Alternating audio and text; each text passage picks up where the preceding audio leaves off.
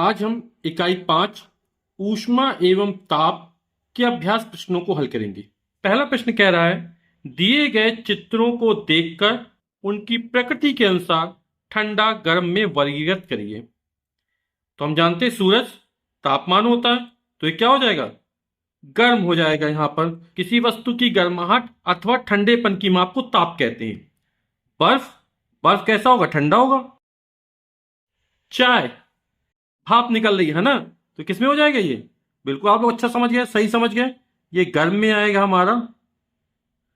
और आइसक्रीम बहुत खाते हैं आप लोग, ये किसमें हो जाएगा, ठंडा में हो जाएगा हमारा।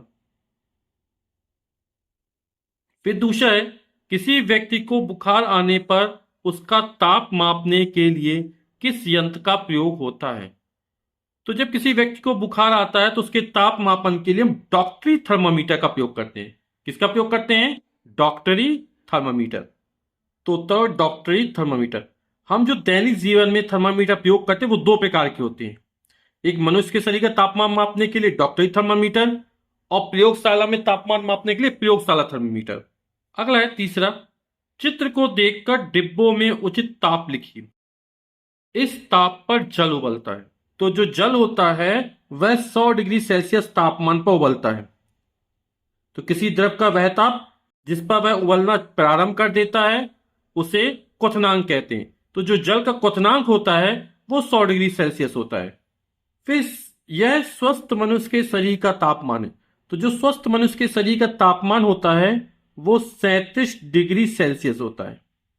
और इस ताप पर पानी जमता है, तो वह निश्चित ताप जिस पर कोई द्रव पदार्थ जमना प्रारंभ कर देता है, यानी द्रव अवस्था से ठोस अवस्था में आता है ना, हिमांक कहलाता है। तो जो बर्फ का हिमांक, जो जल का हिमांक है वो 0 डिग्री सेल्सियस है। जल का हिमांक 0 डिग्री सेल्सियस और बर्फ का गलनांक भी 0 डिग्री सेल्सियस होता है। अगला प्रश्न है, मीरा ने चाय बनाने के लिए पतीला गैस पर रखा। उसने कुछ समय बाद पतीले का हैंडल पकड़ा तो वह उसे गर्म लगा, जबकि वह तो आग के ऊपर नहीं था। क्या आप बता सकते हैं कि पतीले का हैंडल ऊष्मा संचरण की किस विधि द्वारा गर्म हुआ। तो ऊष्मा संचरण की 3 विधि हैं, चालन, संवहन और विकिरण। तो जिसमें अणु अपना स्थान नहीं छोड़ते, बगल वाले अणु को ऊष्मा देते हैं, वो चालन विधि कहलाती है। तो यहां पर जो पतीला गर्म हुआ है वो चालन विधि द्वारा गर्म हुआ है। तो उत्तर हो जाएगा इसका, ऊष्मा संचरण की किस विधि द्वारा हुआ, तो चालन विधि हो जाएगा हमारा। फिर अगला है 5वां, निम्नलिखित में से ऊष्मा स्थानांतरण की कौन सी विधि द्वारा ऊष्मा का संचरण हो रहा है।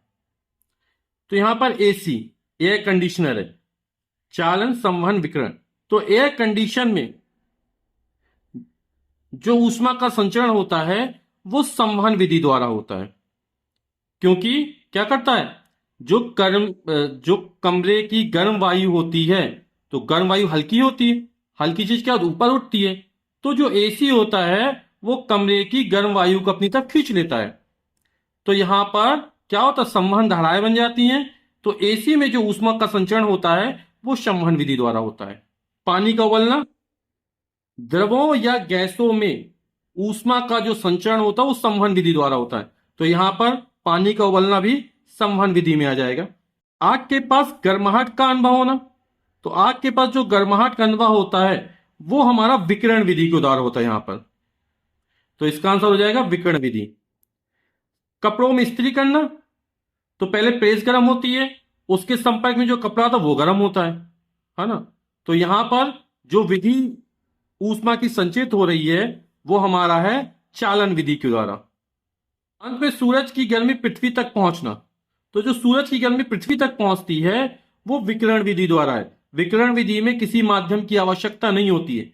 चालन और संवहन विधि में माध्यम की आवश्यकता होती है, लेकिन विकिरण विधि में माध्यम की कोई आवश्यकता नहीं होती है। सूरज से जो पृथ्वी तक प्रकाश आता है, कहीं पर माध्यम अवेलेबल है, कहीं पर नहीं है, लेकिन फिर भी हमें गर्माहट का अनुभव होता है, प्रकाश पृथ्वी तक पहुंच रहा है। तो जो विधि है वो हमारी विकिरण विधि है। रामू के यहां शादी में शरबत बनाने के लिए बर्फ की सिल्ली मंगाई गई। उसने देखा कि बर्फ की सिल्ली बोरे की परतों से लिपटी हुई थी, यानी कि सिल्ली के ऊपर चारों तरफ बोरे लपटे हुए थे। क्या आप बता सकते हैं कि ऐसा क्यों किया गया था। तो आपने किताब में सुचालक और कुचालक के बारे में पढ़ा होगा। तो यहां पर क्या किया जा रहा है कि बर्फ पिघलने ना पाए, यानी कि ऊष्मा का संचरण ना हो पाए, तो कुचालक पदार्थ यानी बोरे को इसके चारों तरफ लपेट दिया गया। तो उत्तर में क्या लिखेंगे कि बर्फ की सिल्ली को पिघलने से बचाने के लिए सिल्ली बोरों की परतों से लपेट दिया गया ताकि ऊष्मा का संचरण कम से कम हो सके। तो बर्फ की सिल्ली को पिघलने से बचाने के लिए सिल्ली को बोरों की परतों से लपेट दिया गया ताकि ऊष्मा का संचरण कम से कम हो सके। फिर अगला मिलान कीजिए, ऊष्मा के सुचालक कौन है, ऊष्मा के कुचालक कौन है। तो ऊष्मा के सुचालक वे पदार्थ जिसमें ऊष्मा का संचरण आसानी से हो जाता है, यानी ऊष्मा एक स्थान से दूसरे स्थान तक, है ना, आसानी से पहुंच जाती है, वे ऊष्मा के सुचालक कहलाते हैं, है ना। तो जितनी भी धातुएं होती हैं उसमें ऊष्मा का संचरण आसानी से हो जाता है। ऊष्मा के कुचालक जिसमें ऊष्मा का संचरण आसानी से नहीं होता है, ऐसे पदार्थों को ऊष्मा के कुचालक कहलाते हैं। ये कंडक्टर और ये नॉन कंडक्टर। तो लोहे की छड़ को एक सिरे से गर्म करेंगे और गर्म करते हैं तो दूसरा सिरा कुछ देर बाद गर्म हो जाता है, यानी ऊष्मा का संचरण हो रहा है। और कौन सी विधि, चालन विधि से हो रहा है। तो लोहे की छड़ जो है वो ऊष्मा की सुचालक है। और कौन सी ऊष्मा की सुचालक है, हमारा स्टील का बर्तन भी है, वो भी ऊष्मा का क्या है, सुचालक है। ऊन, ये ऊष्मा की कुचालक है, इसलिए जाड़ों में ऊनी वस्त्र पहने जाते हैं। गिलास कांच का, ये भी ऊष्मा का कुचालक है। लकड़ी भी ऊष्मा की कुचालक है, इसलिए हत्थे लकड़ी के बनाए जाते हैं। और कागज भी ऊष्मा का कुचालक है। ऊष्मीय ऊर्जा का मात्रक कैलोरी या जूल होता है, बिल्कुल सही है। और एक कैलोरी बराबर होता 4.18 जूल होता है। नीचे दिए कैलोरी मानों को जूल में बदलिए। 2 कैलोरी, एक कैलोरी बराबर 4.18 जूल, तो 2 कैलोरी बराबर, तो इसमें 2 का गुणा कर देंगे तो कितना हो जाएगा, 2 अट्ठे 16 की 6, हाथ से लगी 1, 2 एकम 2 एक 3 और 2 चौके 8, और यहां पर 2 अंक बाद दशमलव लग जाएगा तो 8.36 जूल। फिर 10 कैलोरी, तो जैसे में 10 का गुणा करें दशमलव एक स्थान इस तक खिसक जाएगा तो हो जाएगा 41.8 जूल। 5 कैलोरी, तो 5 का गुणा करती है, इसका आधा कर दो